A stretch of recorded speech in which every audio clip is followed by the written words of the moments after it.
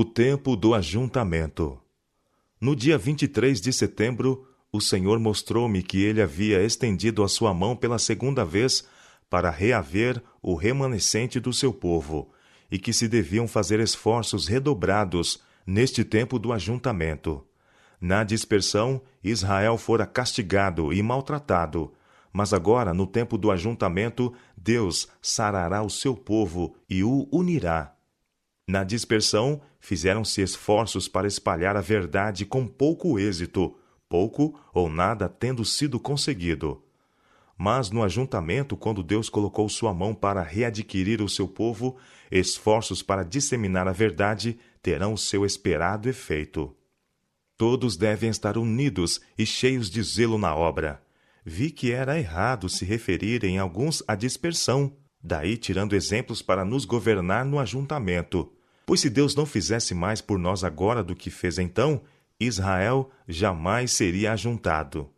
Tenho visto que o diagrama de 1843 foi dirigido pela mão do Senhor, e que ele não deve ser alterado, que as figuras eram o que ele desejava que fossem, e que sua mão estava presente, e ocultou um engano em alguma figuração, de maneira que ninguém pudesse vê-lo, até que sua mão fosse removida.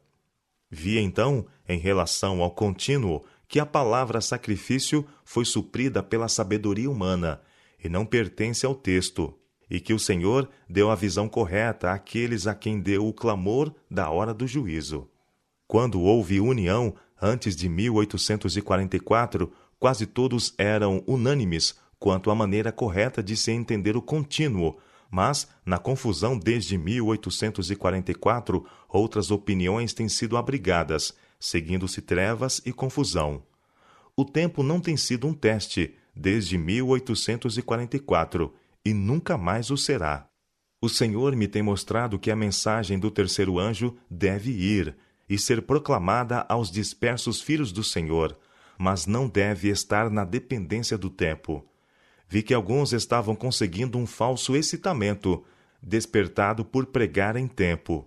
Mas a mensagem do terceiro anjo é mais forte do que o tempo possa ser. Vi que esta mensagem pode sustentar o seu próprio fundamento e não necessita de tempo para fortalecê-la, e que ela irá em grande poder e fará a sua obra e será abreviada em justiça. Foi-me indicados, então, alguns que estão em grande erro de crer que é seu dever ir à antiga Jerusalém, entendendo que tem uma obra a fazer ali antes que o Senhor venha. Tal opinião é de molde a afastar a mente e o interesse da presente obra do Senhor sob a mensagem do terceiro anjo, pois os que pensam que devem, não obstante ir à velha Jerusalém, terão sua mente posta ali, e os seus recursos serão tirados da causa da verdade presente, para permitir a eles e outros estar ali. Vi que tal missão não realizaria nenhum bem real, que levaria um bom espaço de tempo para levar alguns judeus a se tornarem crentes mesmo na primeira vinda de Cristo, quanto mais no seu segundo advento. Vi que Satanás havia enganado sobremodo alguns neste ponto e que as almas a todo o redor deles, neste país, poderiam ser ajudadas por eles e levadas a guardar os mandamentos de Deus, mas foram, deixando-as perecer. Vi também que a velha Jerusalém jamais seria reconstruída e que Satanás estava fazendo o máximo para levar a mente dos filhos do Senhor para essas coisas agora, no tempo do ajuntamento, impedindo-os de dedicar todo o seu interesse à presente obra do Senhor, levando-os assim a negligenciarem a necessária preparação para o dia do Senhor. Prezado ouvinte, o senso do dever para com meus irmãos e minhas irmãs e o desejo de que o sangue das almas não seja encontrado em meus vestidos impelem-me a escrever esta pequena obra. Estou ciente da incredulidade existente no espírito das multidões com respeito às visões, como também de que muitos que professam estar aguardando a Cristo e ensina que estamos vivendo nos últimos dias, consideram-na como vindas de Satanás. Desse modo, espero oposição, e não tivesse eu sentido que o Senhor requereu isto de mim, não teria tornado públicas as minhas visões, dado que elas provavelmente atrairão o ódio e o escárnio de alguns. Mas eu temo a Deus mais que ao homem. Quando o Senhor no início me deu mensagens para levar a seu povo, foi-me difícil apresentá-las, e muitas vezes eu as amenizei e as tornei mais suaves pelo temor de ferir a alguém. Foi uma grande prova declarar-lhes as mensagens como o Senhor mas entregou.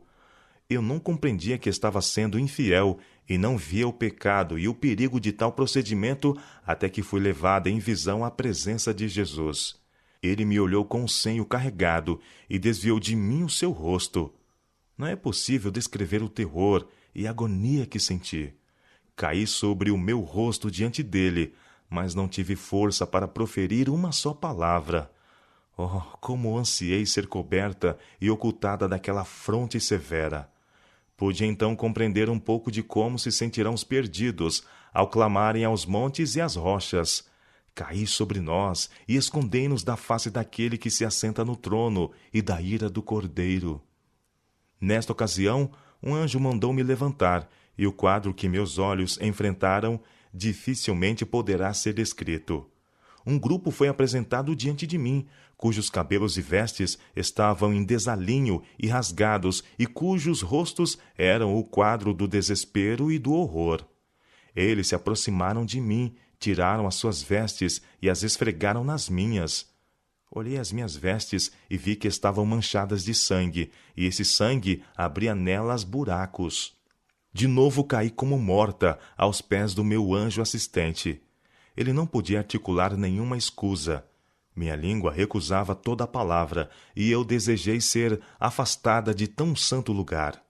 De novo, o anjo ergueu-me e disse: Este não é o teu caso agora, mas esta cena foi apresentada diante de ti, para que saibais qual será a tua situação se negligenciares declarar aos outros o que o Senhor te tem revelado. Mas, se fores fiel até o fim, comerás da árvore da vida e beberás do rio da água da vida. Terás que sofrer muito, mas a graça de Deus é suficiente. Senti-me então disposta a fazer tudo o que o Senhor requeresse de mim, a fim de ter a sua aprovação e não experimentar o seu senho severo. Frequentemente tenho sido falsamente acusada de ensinar pontos de vista peculiares ao Espiritismo. Mas antes que o redator do The Star incorresse nesse engano, o Senhor me deu uma visão dos tristes e desoladores efeitos que se produziriam sobre o rebanho, pelo fato de ele e outros ensinarem ideias espíritas. Tenho visto muitas vezes o amorável Jesus, que é uma pessoa. Perguntei-lhe se seu pai era uma pessoa e tinha a mesma forma que ele. Disse Jesus: Eu sou a expressa imagem da pessoa de meu pai. Tenho muitas vezes visto que o ponto de vista do Espiritismo afasta toda a glória do céu, e que em muitas mentes o trono de Davi e a amorável pessoa de Jesus têm sido queimados no fogo do Espiritismo. Tenho visto que alguns que têm sido enganados e conduzidos a este erro serão levados para a luz da verdade, mas ser-lhes-á quase impossível se libertarem inteiramente do poder enganador do Espiritismo. Tais pessoas devem fazer uma obra integral, confessando seus erros e abandonando-os para sempre. Recomendo, caro ouvinte, a palavra de Deus como regra de vossa fé e prática. Por essa palavra seremos julgados. Nela, Deus prometeu dar visões nos últimos dias, não para uma nova regra de fé, mas para conforto do seu povo e para corrigir os que se desviam da verdade bíblica. Assim tratou Deus com Pedro, quando estava para enviá-lo a pregar aos gentios. Aqueles que puderem fazer circular esta pequena obra, eu diria que ela se destina apenas aos sinceros e não aos que ridicularizariam as coisas do Espírito de Deus. Falsos pastores. Tem-se-me mostrado que os falsos pastores estavam embriagados, mas não com vinho. Cambaleiam, mas não por causa de bebida forte. A verdade de Deus está selada para eles. Não a podem ler. Quando são interrogados quanto ao sétimo dia, se é ou não o verdadeiro sábado da Bíblia, encaminham as mentes a fábulas. Vi que esses profetas eram como as raposas do deserto. Eles não têm entrado nas tocas, não tem erguido um muro para que o povo de Deus possa estar de pé na batalha no dia do Senhor. Quando o espírito de alguém fica agitado e ele começa a indagar dos falsos pastores a respeito da verdade, utilizam a maneira mais fácil e melhor de alcançar o seu objetivo e aquietar o espírito dos indagadores, embora mudando sua própria posição para fazê-lo. A luz tem brilhado sobre muitos desses pastores, mas eles não desejam reconhecê-la, e têm mudado a sua posição inúmeras vezes para fugir à verdade e evitar as conclusões a que teriam de chegar se continuassem em sua posição anterior. O poder da verdade derruía-lhes o fundamento, mas em vez de se renderem a ela, buscavam outra plataforma, pois não estavam satisfeitos consigo mesmos. Vi que muitos desses pastores haviam negado os passados ensinamentos de Deus, haviam negado e rejeitado as gloriosas verdades que outrora zelosamente advogavam e se envolveram com mesmerismo e toda espécie de enganos. Vi que estavam embriagados com o erro e guiavam o seu rebanho para a morte. Muitos dos opositores à verdade de Deus maquinam o mal em suas camas e durante o dia promovem os seus ímpios conselhos para repelir a verdade e conseguir alguma coisa nova que interesse ao povo e lhes desvie a mente da todo importante e preciosa verdade. Vi que os sacerdotes que estão levando o seu rebanho à morte serão logo interrompidos em sua medonha carreira. As pragas de Deus estão se aproximando, mas aos falsos pastores não será suficiente ser atormentados com uma ou duas dessas pragas. A mão de Deus nesse tempo se estenderá ainda em ira e justiça, e não será recolhida até que seus propósitos sejam inteiramente cumpridos e os sacerdotes mercenários sejam levados a adorar aos pés dos santos e a reconhecer que Deus os amou porque eles sustentaram a verdade e guardaram os mandamentos de Deus e até que todos os injustos sejam eliminados da terra. Os diferentes grupos de professos crentes do Advento têm cada um deles um pouco de verdade, mas Deus deu todas essas verdades aos seus filhos que estão sendo preparados para o dia de Deus. Ele tem dado verdades que nenhum desses agrupamentos conhece, nem entenderão. Coisas que para eles são seladas, o Senhor abriu aos que verão e estarão prontos a compreender. Se Deus tem alguma nova luz a comunicar, Ele permitirá que seus escolhidos e amados a compreendam, sem que precisem ter a mente iluminada pelo ouvir os que estão em trevas e erro. Foi-me mostrada a necessidade dos que creem estarmos tendo a última mensagem de misericórdia de se separarem dos que estão diariamente absorvendo novos erros. Vi que nem jovens e nem velhos devem assistir às suas reuniões, pois é errado assim encorajá-los enquanto ensinam o erro, que é o veneno mortal para a alma, e doutrinas que são mandamentos de homens. A influência de tais reuniões não é boa. Se Deus nos libertou de tais trevas e erros, devemos ficar firmes na liberdade com que Ele nos tornou livres e regozijar na verdade.